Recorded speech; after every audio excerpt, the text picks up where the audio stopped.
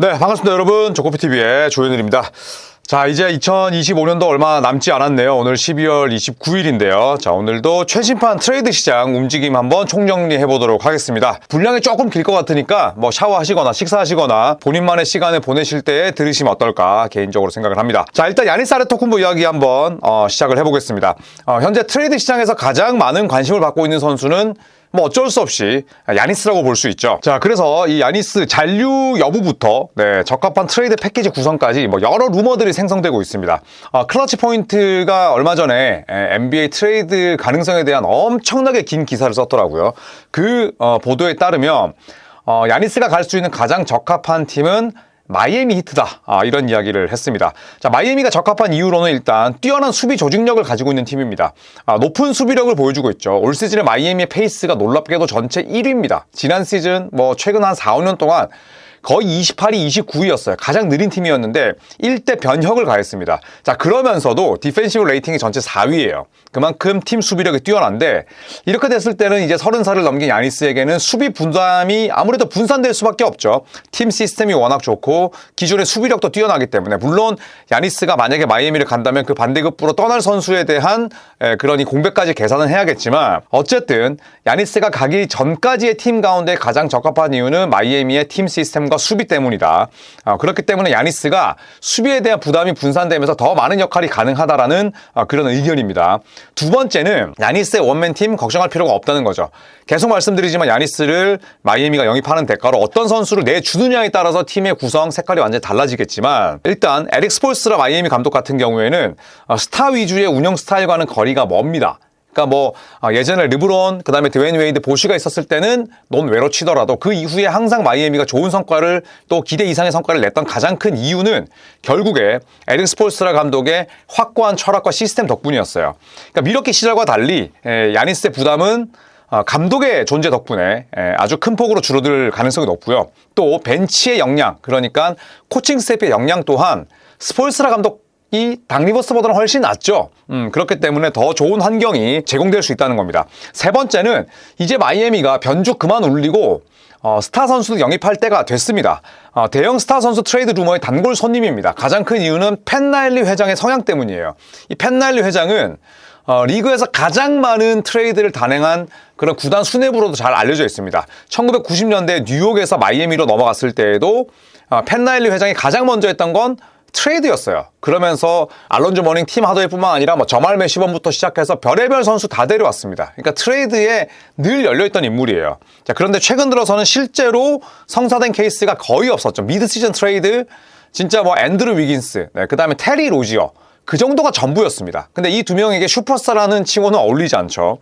자, 그렇게 되면서 일단 이제는 때가 됐다. 이런 평가를 받고 있고 또 야니스를 영입할 수 있는 자산이 마이애미가 굉장히 풍부한 편입니다. 드래프트 픽, 켈레르웨어 같은 선수들, 타일러 히로 같은 즉시 전력감, 즉 야니스 같은 슈퍼스타를 내보내는 대가로 영입하고 싶어하는 미래 자산, 그 다음에 유망주, 즉시 전력감 선수들이 다 있습니다. 자, 야니스는 본인의 트레이드 루머에 대해서 이런 이야기를 했습니다. 나한테 트레이드에 관한 질문 하지 마라. 기자들에게 매우 무례한 행동이다. 구단, 코칭 스태프, 또 여기서 열심히 일하는 모든 사람들에 대한 예의가 없는 거다. 나는 미러키에 있고 지금 벅스 유니폼을 입고 있다. 미러키에 머물러 있는 한 마지막 순간까지 내 전부를 바칠 것이다. 이렇게 이야기를 했습니다. 오늘 야니스가 또 복귀했잖아요. 그러면서 시카고 불스를 꺾었고 어제였죠. 야니스에 대한 루머가 조금 사그라들지 않을까 싶은데 야니스가 나는 이 팀으로 갈래. 보내줘. 하지 않는 이상 저는 개인적으로 야니스 트레이드는 안 일어나지 않을까 그런 생각을 해봅니다. 자, 야니스가 그래도 마이애미로 가는 시나리오 정도는 한번 짚고 가죠. 일단 트레이드 패키지 구성한 첫 번째 마이애미가 야니스를 받고요. 미러키에서 나고 자란 타일러 히로, 그리고 하이메 하키 주니어, 니콜라 요비치, 즉시 전력감 3명이죠. 그 다음에 1라운드 픽 3장, 그리고 1라 픽 스왑 2장을 주는 거죠. 또 하나 트레이드 패키지 구성하는 삼각 딜이 있습니다. 네, 이거는 제 뇌내망상이 아니라 현지에서 나온 트레이드 시나리오고요. 마이애미가 야니스를 받고요. 밀워키는 타일러 히로와 1라운드 픽 2장, 1라운드 픽 스왑 1장, 그리고 다른 팀으로부터 직전감 롤플레이어, 그리고 1라운드 픽 1장을 받는 거죠. 그러니까 1라운드 픽은 3장이 되는 거고 제3의 팀이 하이메 하케 주니어와 니콜라 요비치를 받는 겁니다. 아마도 이 삼각 딜이 좀 다각 딜의 가능성이 높지 않을까. 네, 단편적으로 두 팀이 하는 것보다는 제3의 팀을 함께 참여시켜서 굳이 만약에 성사가 된다면 삼각 딜이지 않을까 개인적으로 예상을 해봅니다. 자, 그리고 LA 레이커스 이야기도 빼놓을 수가 없죠. 레이커스는 오늘 세크라멘토를 꺾으면서 성적이 20승 10패로 바뀌었습니다. 그러면서 서부 컨퍼런스 4위. 성적이 좋다 나쁘다를 떠나서 현재 성적이 뭐 부진하다고 볼 수는 없습니다. 그런 상황이지만 리그 최하위권 수비력 그리고 윙의 부재라는 뚜렷한 약점을 노출하고 있습니다. 자, 물론 밴더빌트도 있고 하치무라도 있지만 두 선수 모두 다 반쪽이에요. 그러니까 투웨이 플레이어. 양방향 선수와는 아주 거리가 멉니다. 그러다 보니까 현재 앤드루 위긴스 트레이드에 대한 루머가 좀 구체화되고 있었죠. 앤드루 위긴스를 놓고 레이커스가 마이애미와 실제 이야기를 나눴다고 하고요. 논의했다고 하고 그리고 루이 하치무라를 비롯해서 게이 빈센트, 막시 클리바 만기 자원이 무려 3명이나 있습니다. 이 3명의 연봉을 합치면 거의 40밀이에요. 꽤나 덩치가 커지는데 셀러리 매칭은 충분히 가능합니다. 그리고 마이애미 같은 경우에는 위긴스가 사실상 만기란 말이죠. 다음 시즌 플레이 옵션인데 위긴스도 95년생이니까 아마 옵트아웃 할 거예요. 이 위긴스의 대가로 드래프트 지명권을 포함한 패키지를 원합니다. 당연하겠죠. 위긴스 그냥 걸어 나가는 것보다는 위긴스 팔고 그 대가로 지명권 한 장 얻는 게 마이애미의 최대 목표일 거예요. 자, 브레스겔이 이 위긴스 딜에 대해서 이야기를 합니다.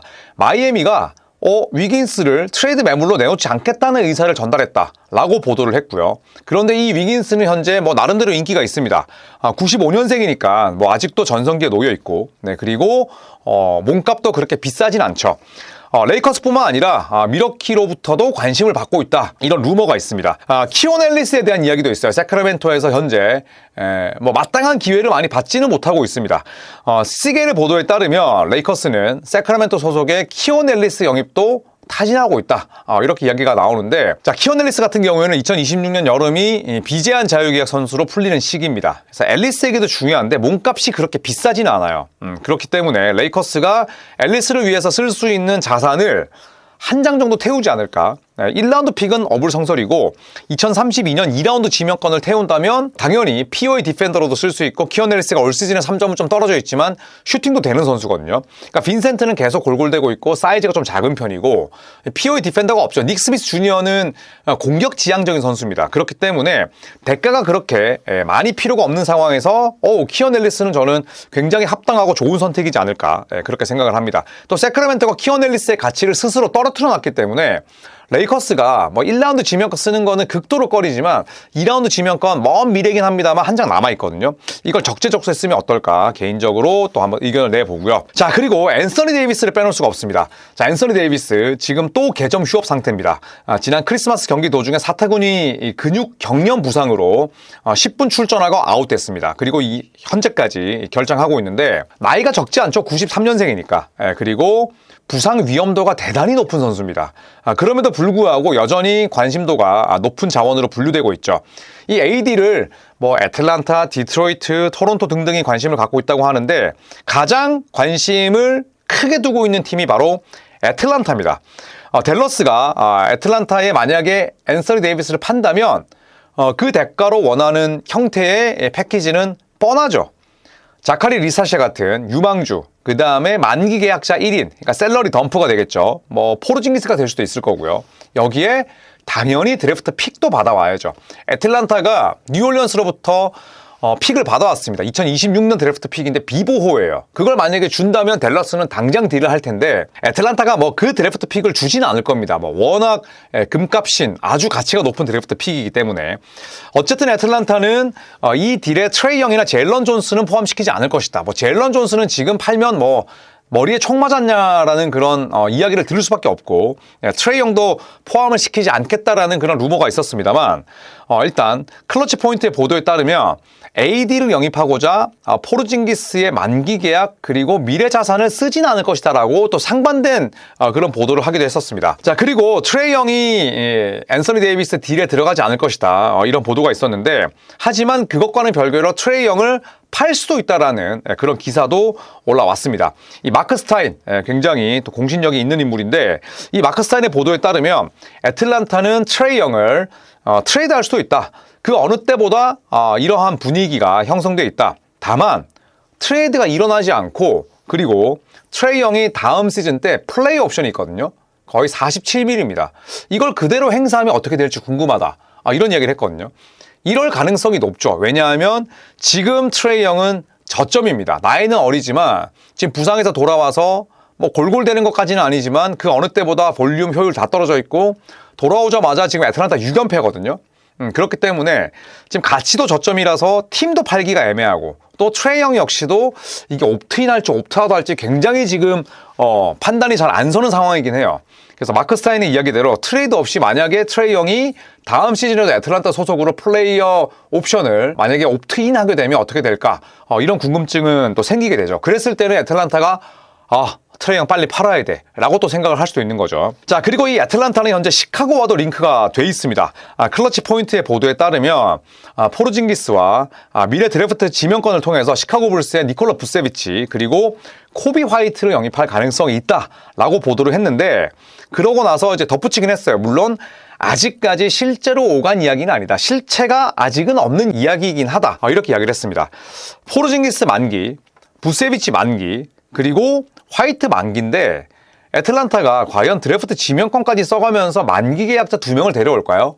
저는 이거는 약간 뜬구름 잡는 이야기가 아닐까. 하지만 이런 보도도 있더라 라는 마음으로 또 한번 정리를 해봤습니다. 자, 그리고 애틀란타는 어찌됐던 간에 앤서니 데이비스를 영입하는데 포르징기스를 쓰지 않을 수도 있지만, 현재로서는 포르징기스 트레이드에 가장 집중하고 있다라고 이야기를 했습니다. 포르징기스는 현재 계속해서 뛰지 못하고 있습니다.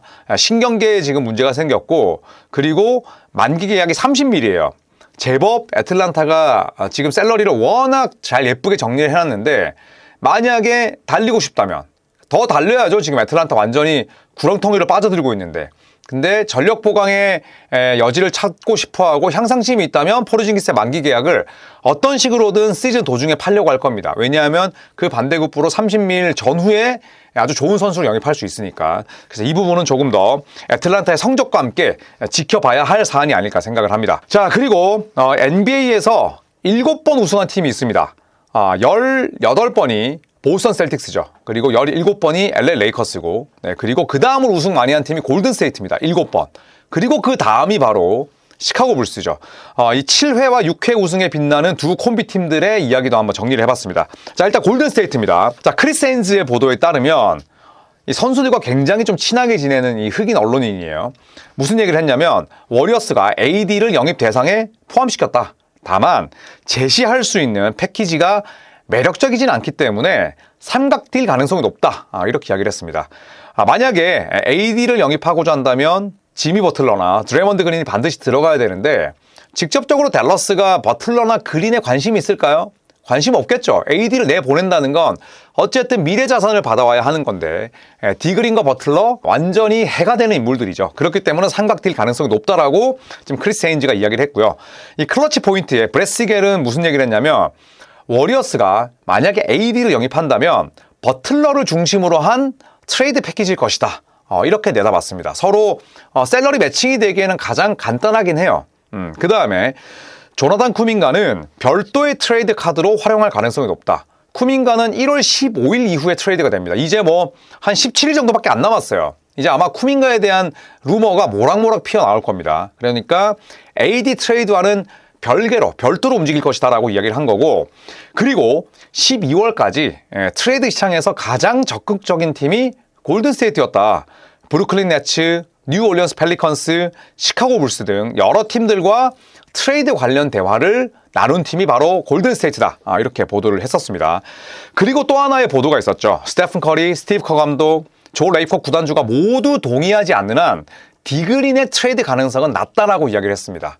이거는 뭐 워리어스 팬들이 좋아할지 싫어하실지는 모르겠습니다만, 어쨌든 디그린이 트레이드 될 가능성은 대단히 낮다는 거죠. 그러니까 스테픈 커리나 스티브 커 감독이나 조 레이커 구단주가 다 동의해야만 디그린 트레이드가 될 것이다 라는 보도였고, 그리고 7월부터 협상 테이블에 올라왔던 말릭 몽크 영입에는 전혀 관심이 없다. 그러니까 몽크를 필두로 세크라멘토가 여름 내내 조나단 쿠민과 딜을 놓고 서로 협상 테이블에 앉았습니다만 골든스테이트는 몽크에 대한 관심이 1%도 없었어요. 그래서 혹여나 나중에 또 한 번 서로 전화를 하거나 혹은 트레이드를 놓고 논의를 한다고 하더라도 몽크 이야기 나오면 이 딜은 발전될 여지가 아예 없다고 못을 박은 겁니다. 자, 그리고 야니스도 이론상으로 가능하다라는 보도가 있었습니다. 제 생각은 아니고요. 미러키가 쿠민가를 받습니다. 그리고 브랜딘 포젬스키도 받아요. 이렇게만 되면 야니스의 셀러리 매칭은 안 되죠. 여기에다가 셀러리 덤프가 들어가겠죠. 물론 버디 힐드라든지 여러 선수들이 있습니다. 그리고 1라운드 픽은 내장이 필요할 것이다. 이렇게 내다봤습니다. 그리고 골든스테이트는 야니스를 받아오는 건데, 이렇게 됐을 때는 당연히 1대 다 트레이드이기 때문에 골든스테이트는 나머지를 엄청난 미니멈으로 채워야 된다는 부담도 있고, 1라운드 픽 4장을 과연 마이크 던니비 주니어 단장이 쓸까? 왜냐? 던니비 주니어 단장이 80년생이거든요. 저랑 동갑인데 스테픈 커리가 은퇴하고 나서도 던니비 단장은 골든스테이트 수뇌부로 있고 싶을 거고 있어야 하잖아요. 그런데 그 미래를 담보로 두고 지금 야니스를 영입하고자 4장을 쓸까?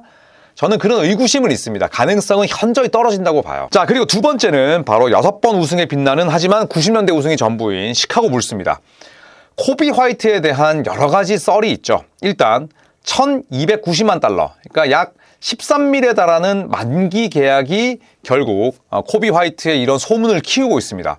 만기 계약자인데 시카고 불스는 지금 코비 화이트를 굉장히 저렴하게 써먹었잖아요. 그리고 시카고 불스는 이런 선수들 잡지 않습니다. 왜? 많은 돈을 줘야 되니까. 조시기디 이렇게 잘하는 선수도 4년 100밀에 눌러 앉혔는데 화이트 FA로 풀린다? 안 잡을 거예요. 만약에 잡을 거였으면 미리 연장 계약 때렸겠죠. 그런데 잡지 않을 겁니다. 그리고 화이트가 그냥 걸어 나가는 것보다는 뭐라도 받아오려고 분명히 팔 거예요. 시카고 불스는 여름에 화이트 팝니다 라고 했다가 바로 입장 전환, 태세 전환했죠. 그리고 화이트의 트레이드는 없을 겁니다 라고 굉장히 엄근진으로 얘기를 했습니다. 하지만 트레이드 루머가 무성한 이유는 이 코비 화이트의 소속팀이 시카고이기 때문이에요. 시카고의 가장 큰 목표는 우승일까요? 아닙니다. 현상 유지로서 표 파는 거예요. 지금 시카고 불스가 무려 이 어중간한 성적에도 불구하고 4년 연속 홈구장 관중 동원 1위입니다.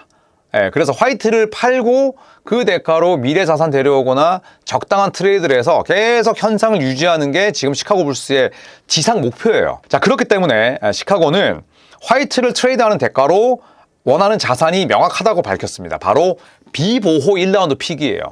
저는 받아올 수 없다고 생각을 하는데, 어쨌든 시카고 불스 입장에서는 당연히 우리 프랜차이즈 스타를 주는데 1라운드 픽 정도는 보호 픽이 아니라 비보호 픽은 받아와야지라고 저는 생각할 수 있다고는 봐요. 성사 가능성은 낮지만. 자, 그리고 마크 스타인이 이야기를 합니다. 시카고가 훨씬 더 개방적인 태도로 바뀌었다. 저는 시카고가 애초에 가면을 쓰고 있었다고 생각을 해요. 화이트를 팔 생각 없다? 저는 거짓말일 가능성이 높다고 봤고요. 실제로 화이트에 대한 트레이드 루머가 이렇게 무성하게 날 것이라고 예상 못한 분은 없으셨죠. 당연히 화이트를 시카고는 팔 수밖에 없고요. 미네소타, 올랜도, 그리고 애틀란타, 클리블랜드를 포함한 6개 팀이 이미 시카고에게 문의를 넣은 상태다. 그러니까 이렇게 되면 시카고 불스는 경쟁을 붙여놓은 거잖아요. 지금 팔고자 하는 팀은 하나인데 사고자 하는 팀이 6, 7개다?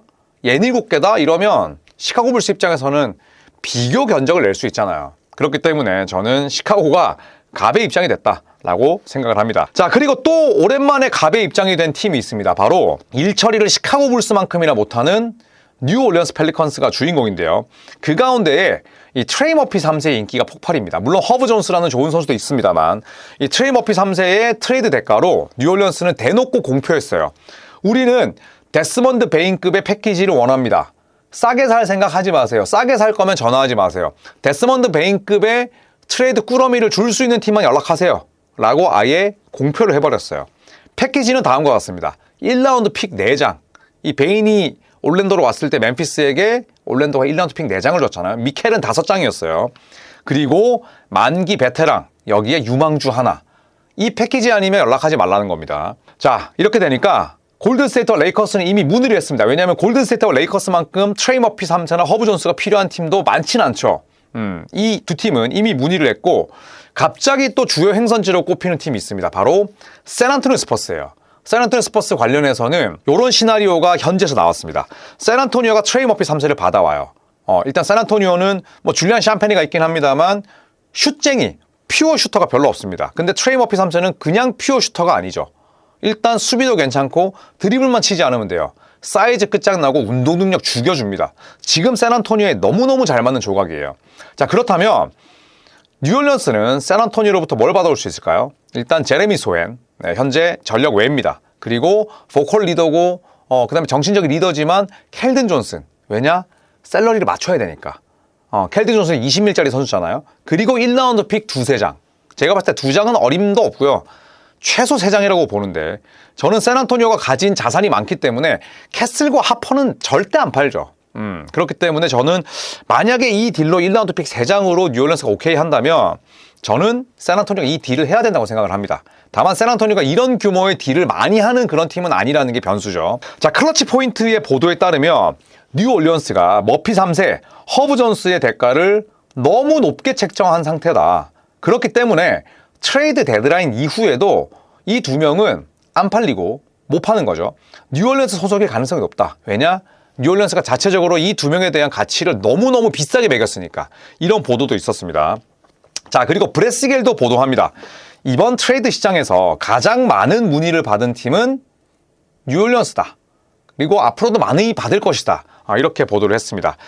자, 뉴올리언스는 데릭 퀸 영입하고자 애틀란타에 2026년 비보호 1라운드 픽을 내줬습니다. 완전 정말 데릭 퀸이 얼마나 전도 유망한 선수고 이런 걸 떠나서 진짜 바보 등신 같은 딜이었죠. 하지만 트레이 머피 3세 허브 존스가 있기 때문에 지금 이 트레이드 시장에서는 충분히 갑의 입장이 될 수 있습니다.